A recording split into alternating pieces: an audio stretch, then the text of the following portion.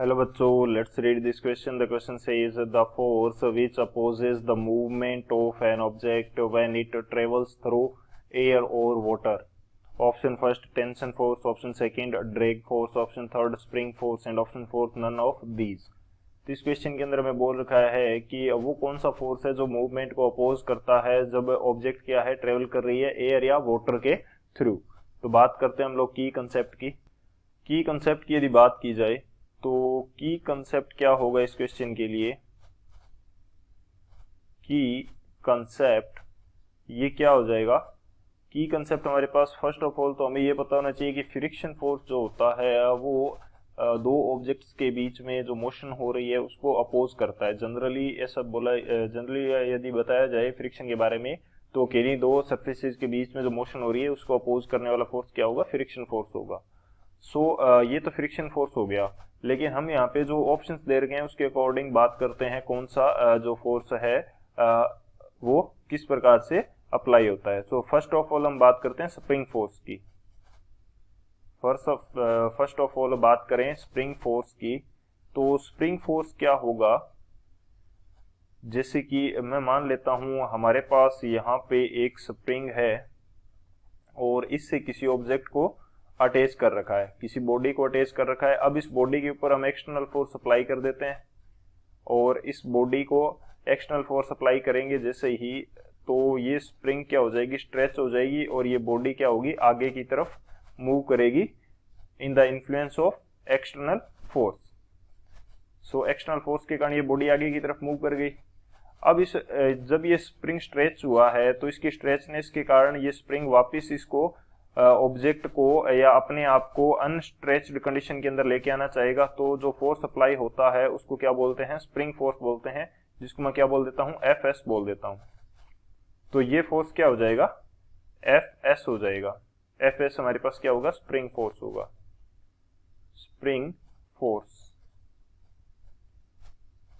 और ये किस डायरेक्शन में लग रहा है, opposite to the direction of motion, या कह सकते हैं एक्सटर्नल फोर्स की अपोजिट डायरेक्शन के अंदर ये लग रहा है. स्प्रिंग फोर्स हमारे पास किस प्रकार से फाइंड आउट करते हैं, ये हमारे पास हो जाएगा, एक तो अपोजिट डायरेक्शन के अंदर लग रहा है इसलिए इसको माइनस में रिप्रेजेंट करेंगे. और ये होता है के इंटू एक्स. के क्या है, के is the spring constant and x हमारे पास क्या है, एक्स है हमारे पास जो स्प्रिंग के अंदर स्ट्रेचनेस आई है, तो वो कितनी स्ट्रेचनेस आई है उसके ऊपर ये डिपेंड करेगा. मैं मान लेता हूं कि एक्स डिस्टेंस से ये क्या हो गया, स्ट्रेच हो गया.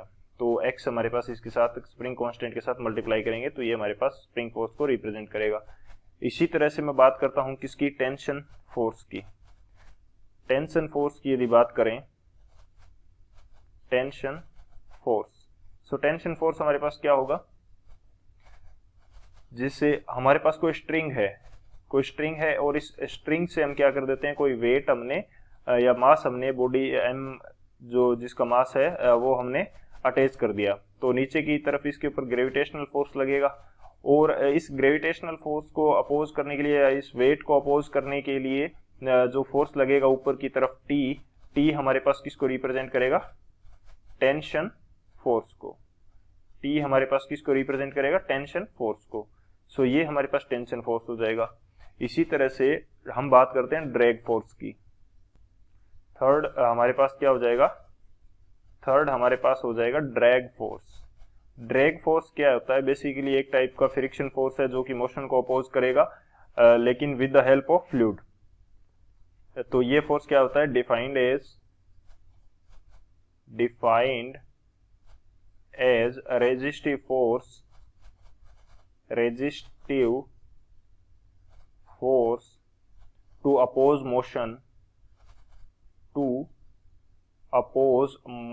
Of body with the help of fluid.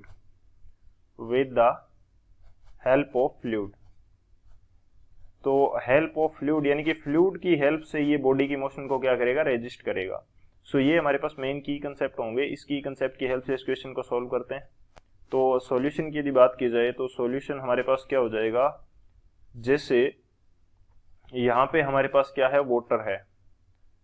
Water के अंदर हमारे पास मैं मान लेता हूं कि कोई बोट है जो इसके अंदर क्या कर रही है, सबमर्ज कंडीशन के अंदर इसके अंदर तैर रही है, ये हमारे पास क्या होगी, बोट होगी। तो इस बोट की मोशन को अपोज करने के लिए ये जो फ्लूइड के द्वारा फोर्स अप्लाई किया जाएगा वो क्या हो जाएगा, ड्रैग फोर्स होगा। वो क्या हो जाएगा, ड्रैग फोर्स होगा। उसको हम क्या बोलते हैं, ड्रैग फोर्स बोलते हैं। इसी तरह से यदि हमारे पास कोई एरोप्लेन है, जिससे जनरली हम इसको जस्ट मैं शो कर देता हूँ, तो ये मेरे पास क्या हो जाएगा, मैं मान लेता हूँ कि ये हमारे पास कोई एरोप्लेन है। तो एरोप्लेन किसके अंदर जा रहा है, एरोप्लेन एयर के कांटेक्ट में होगा। सो एयर के द्वारा इसके ऊपर जो फोर्स अप्लाई किया जाएगा वो भी क्या होगा, ड्रैग फोर्स होगा। वो भी क्या होगा, ड्रैग फोर्स होगा। सो हमारे पास करेक्ट ऑप्शन कौन सा हो जाएगा, जब वाटर या एयर की हेल्प से मूवमेंट को रेजिस्ट किया जाता है तो वो ड्रैग फोर्स की कैटेगरी में आएगा। So option B is the final answer.